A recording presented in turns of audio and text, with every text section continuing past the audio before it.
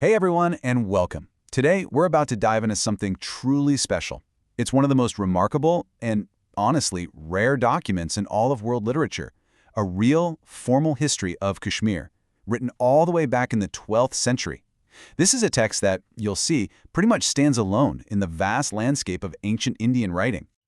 So, to really get why this book is such a big deal, we have to start right here with this quote. It's from the preface of the 1879 English translation. The translator, Jogesh Chunder Dutt, he flat out called the idea of writing a history of India a hopeless task. And you know what? For centuries, he was basically right. So, why? What was going on? Well, it's a fascinating puzzle. For a civilization that was so incredibly rich in philosophy, poetry, and religious texts, ancient India produced very few works that you or I would call history in the modern sense. I mean, maybe it was a completely different idea of time, cyclical instead of linear. Or maybe it was just a stronger focus on passing stories down orally. Whatever the reason, this historical void is exactly what makes the book we're looking at today so incredibly precious. I mean, just think about the great epics like the Ramayana and the Mahabharata. They're absolute masterpieces, right? They're filled with these profound insights into culture and morality and just what it means to be human. But they aren't linear chronological histories. They weave together myth, allegory, and these vast sweeping timescales in a way that's totally different from, say, a year-by-year chronicle of kings and battles. But what if I told you that amidst this entire literary universe, there is one shining exception?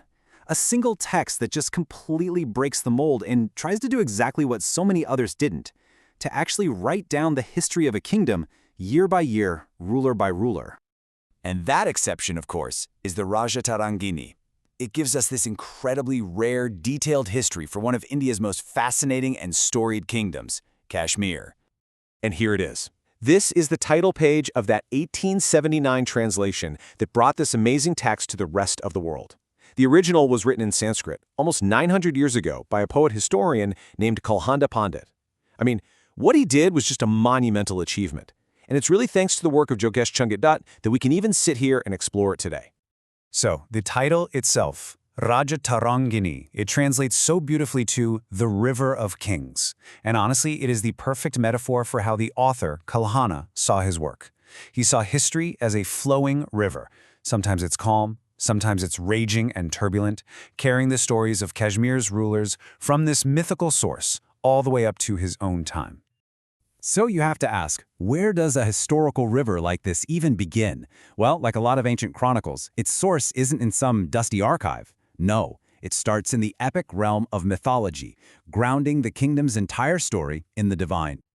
The book's origin story is just incredible. It describes the Valley of Kashmir as this primordial vast lake. The whole world lay underwater. Then, the great sage Kashyapa steps in. He strikes the earth, and in this powerful, divine act, he raises the land from the water, creating the kingdom. Talk about a powerful beginning for the history that's about to unfold. And this is just a brilliant way to see how the book works. It kicks off with gods and legends, setting up this sacred foundation for the kingdom. And from there, the river of history just starts to flow onward, moving away from these epic myths and into the more grounded, and let's be honest, often very messy, reigns of mortal kings. And from that mythical origin, the river flows right into the heart of the book, the kings themselves. And believe me, this is no dry list of names and dates. Oh no, it is a vivid, incredible tapestry of characters. The good, the bad, the brilliant, and the downright terrifying. I mean, the sheer range of these rulers is just on full display. On one hand, you get a king like Mihirakula, a figure of pure terror. The text literally says he was as cruel as death. And it tells this chilling story where just because one elephant accidentally fell into a ravine, he ordered 100 more to be pushed in after it, just because he enjoyed the sound of their cries. It's horrifying. But then, on the other side, you have the virtuous king Chandrapita. When his ministers tried to just take a tanner's land for a new temple, he flatly refused. And he posed this timeless question, if we act unjustly, who will act rightly? That right there is the moral heart of this entire chronicle. So, to really get a taste for the storytelling here, we've got to zoom in on one figure. And there is no better example of this book's depth than the great conqueror king Lalitaditya. This guy wasn't just good or evil, he was a force of nature. The chronicle describes his reign as being spent almost entirely in conquest. I mean, the sheer scale of Lalitaditya's ambition was just staggering. His armies swept across the entire Indian subcontinent, from the eastern seas down to the southern tip, across the western coast, and deep into the northern mountains. He was, without a doubt, one of the most powerful military commanders of his era. But the book doesn't just praise him. It shows his flaws through these incredible stories. In this one, an enemy minister, seeking revenge, tricks Lalitaditya's army into a vast desert.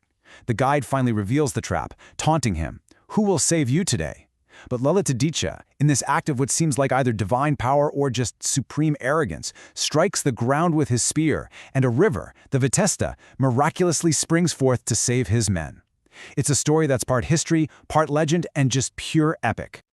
And that really sums up his legacy in a nutshell. He was this monumental builder, founding new cities, erecting these magnificent temples. And yet, this is the same man who, in a drunken rage, ordered one of his own beautiful cities to be burned to the ground just to see what it looked like. His ministers had to trick him by setting fire to a bunch of haystacks instead, but the story just reveals this terrifying, volatile streak that existed right alongside his greatness. So, okay, these stories of gods and complicated kings are absolutely fascinating. But what does it all really mean? Why should we care about a 900-year-old book today? What is its lasting value? Well, the Rajatarangini is invaluable on so many levels. First off, it's a historical document of immense rarity. There's just nothing else quite like it. It also masterfully blends myth with more factual accounts, which gives us this amazing sense of how people back then actually understood their own past. It's also just packed with these unforgettable stories about justice, cruelty, and ambition that are as relevant today as they were then. And finally, it gives us an unparalleled window into the culture and politics of medieval Kashmir. Ultimately, this chronicle is Kashmir's story of itself, a narrative that's woven from gods, heroes, and deeply flawed human beings. And it leaves us with a really powerful question to think about. How do these foundational stories, these rivers of kings, continue to flow into the present and shape the identity of a people and a place even today? And you know, the river of this story has not reached its end, not even close. Kalhana's chronicle is vast, and we've only just explored the first volume. So I hope you'll join us next time as we continue our journey with an explainer on Volume 2 of The Kings of Kashmira. Thanks for being here.